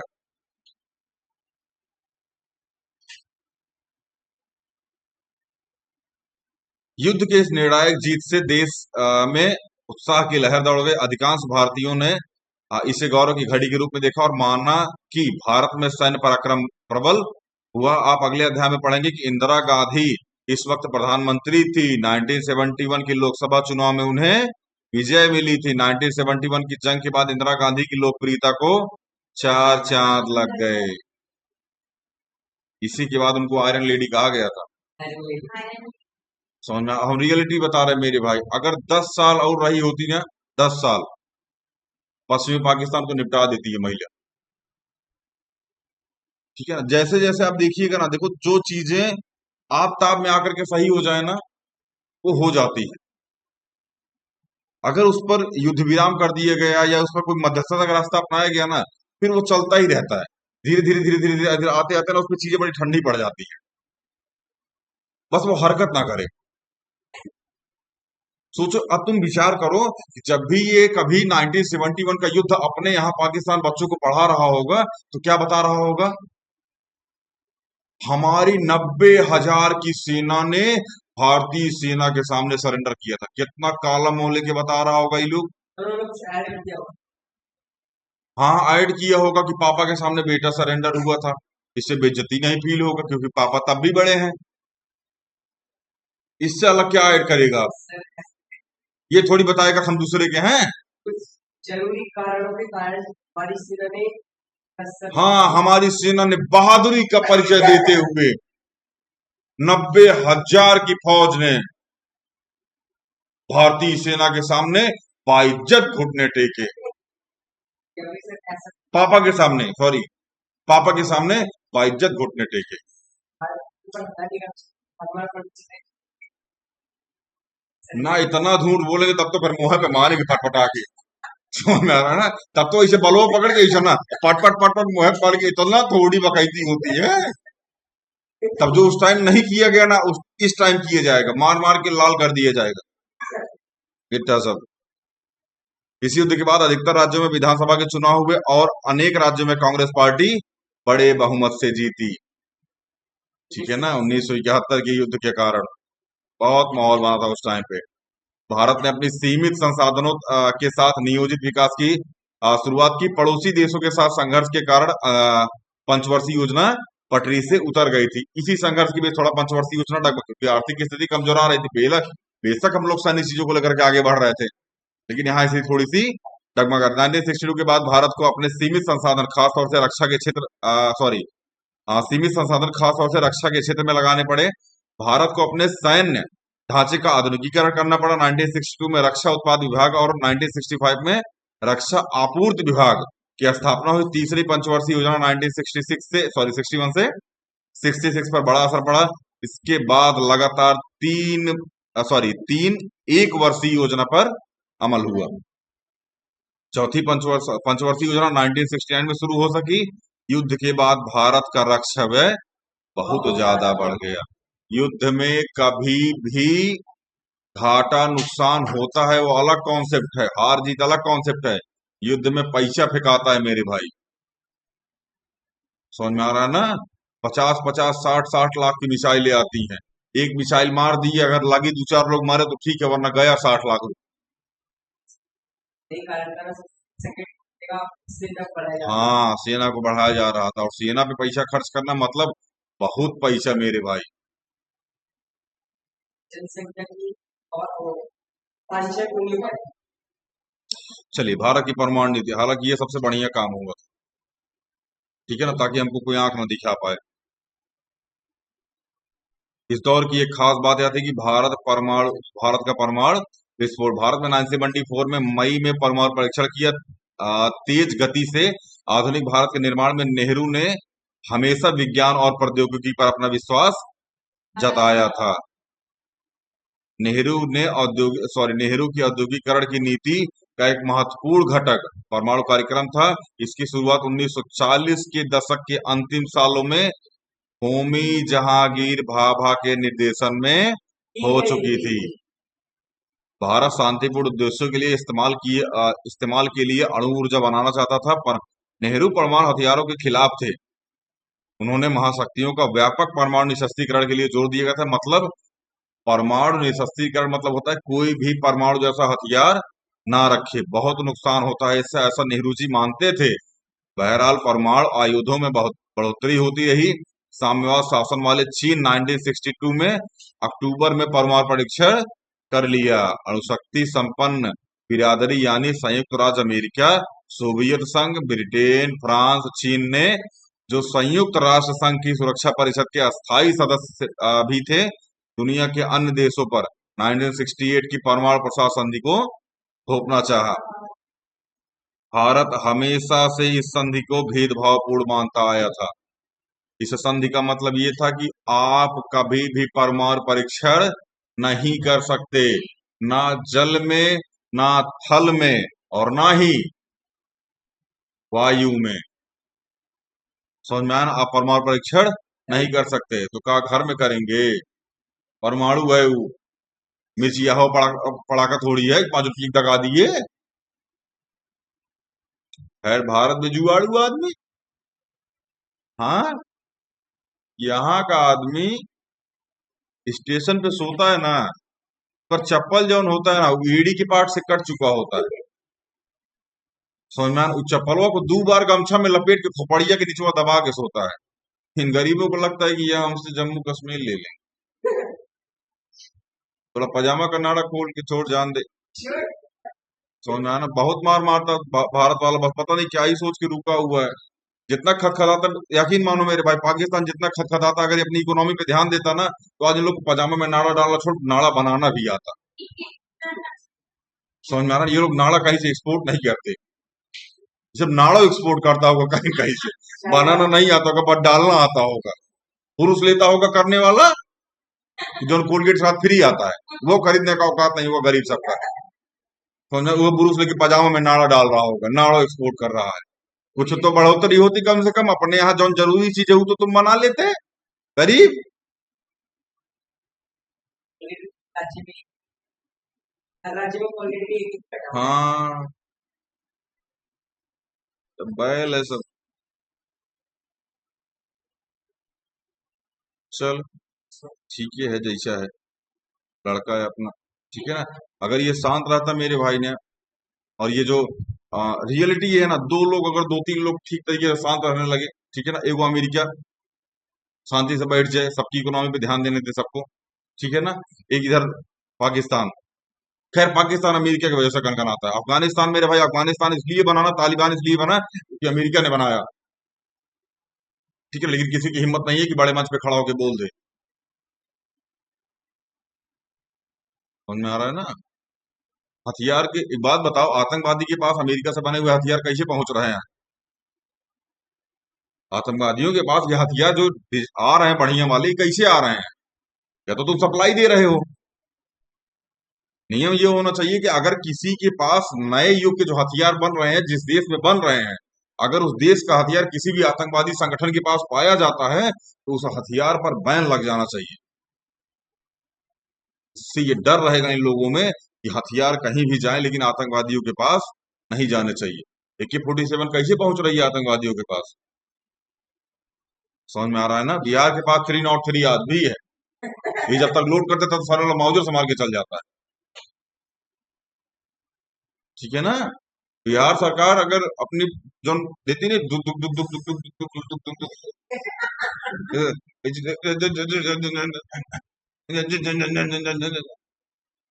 तेज से चला देना तो सिटी लगे बाहर गिर पड़े बेचारा। समझ में आया ना? टायर ढकर ढकर करे, चल चल चल चल चल चल चल चल चल, यार देख कर रहा हूँ, जरा गड्ढा हो तो। समझ में आया ना? सम्राट चौधरी घर में घुस गई गाड़ी। है, इस समय नए मुख्यमंत्री बने हैं, ठीक है ना, बिहार के सम्राट चौधरी साहब।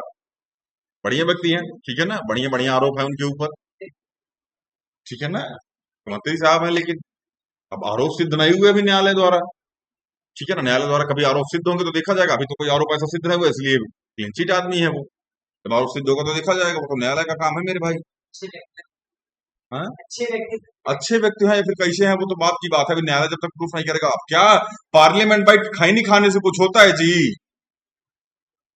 उससे प्रूफ होगा कि आप देशद्रोही हैं, या आप मर्डरर हैं, या आप रेपिस्ट हैं? ना ना, जब तक न्यायालय करार नहीं दे, ठीक है, हमारे यहाँ मीडिया करार देती है, न्यायालय बाद में फैसला सुना, पहले ही सुना देगी ये आदमी एंटी टेररिस्ट।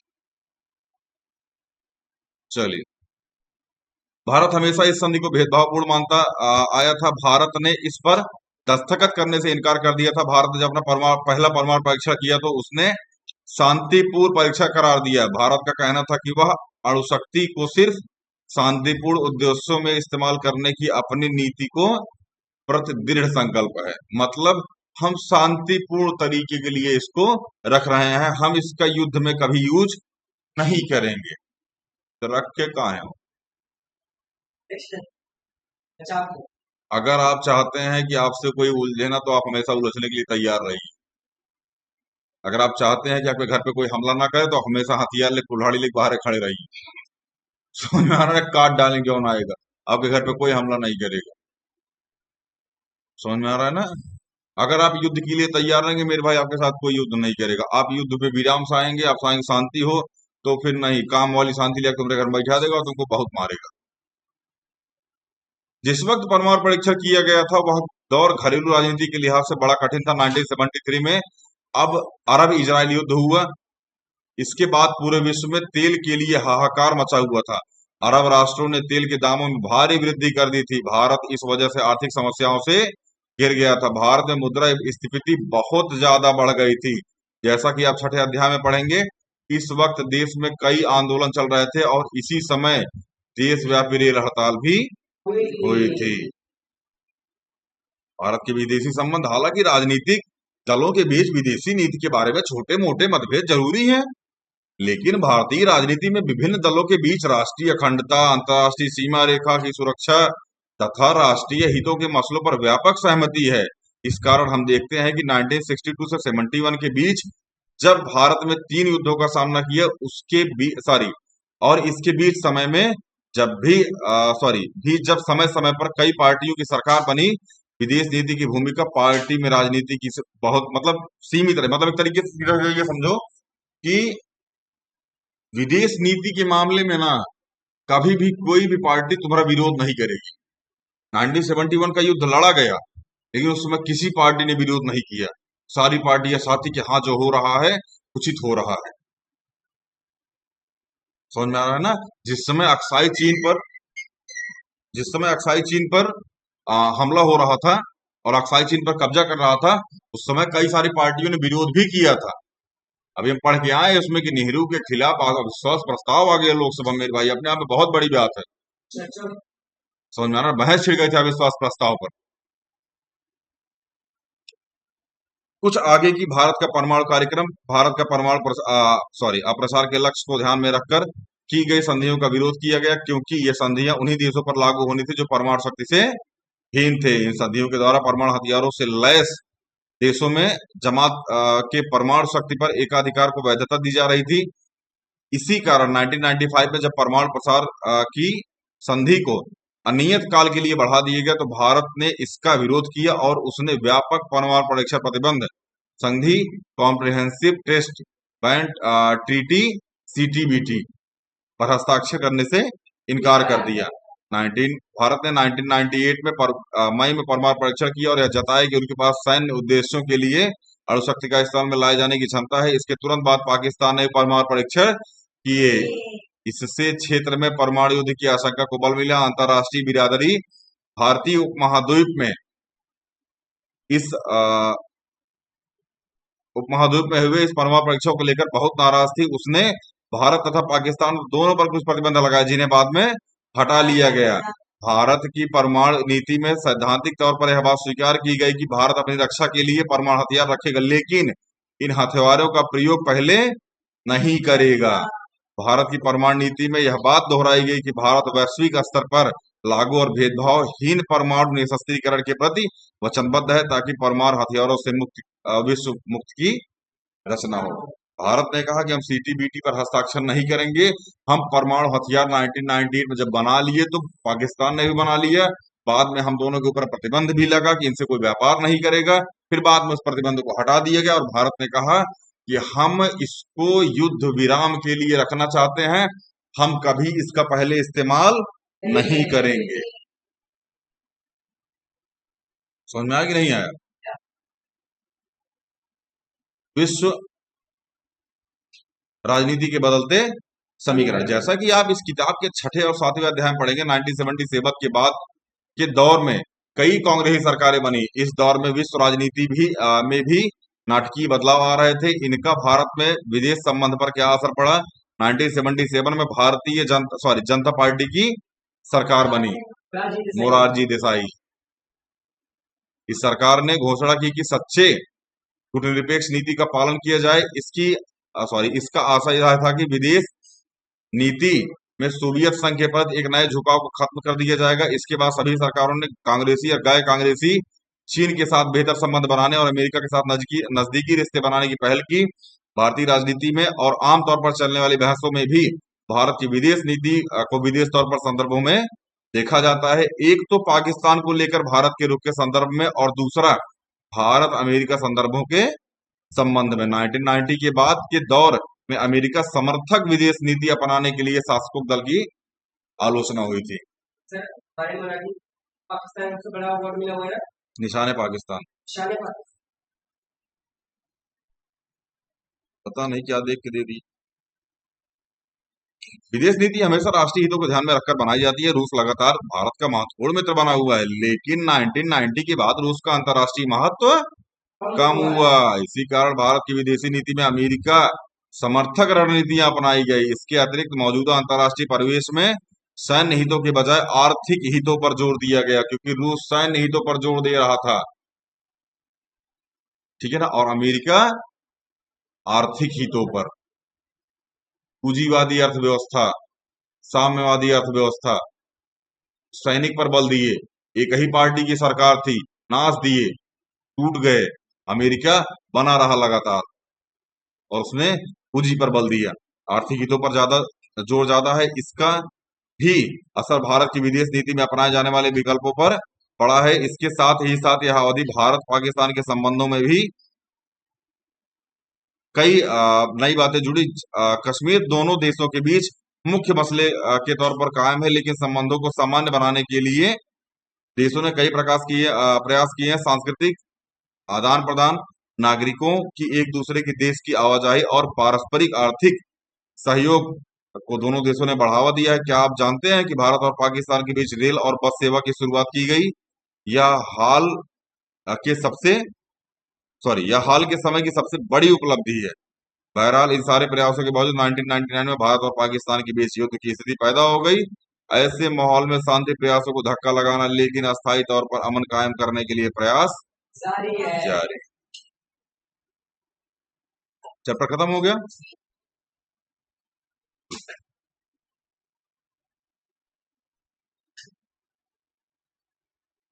चलिए इसके क्वेश्चन आंसर कर लीजिएगा, ठीक है ना। कोई डाउट वाउट आए तो हम ले लेंगे, ठीक है ना। बाकी कोई कमेंट वमेंट होगा तो आप बता दीजिएगा, ठीक है ना, उस पर चर्चा कर ली जाएगी, ठीक है ना। इतना कर लीजिएगा भैया, ठीक है ना। मिलते हैं अगली वीडियो में। जय हिंद।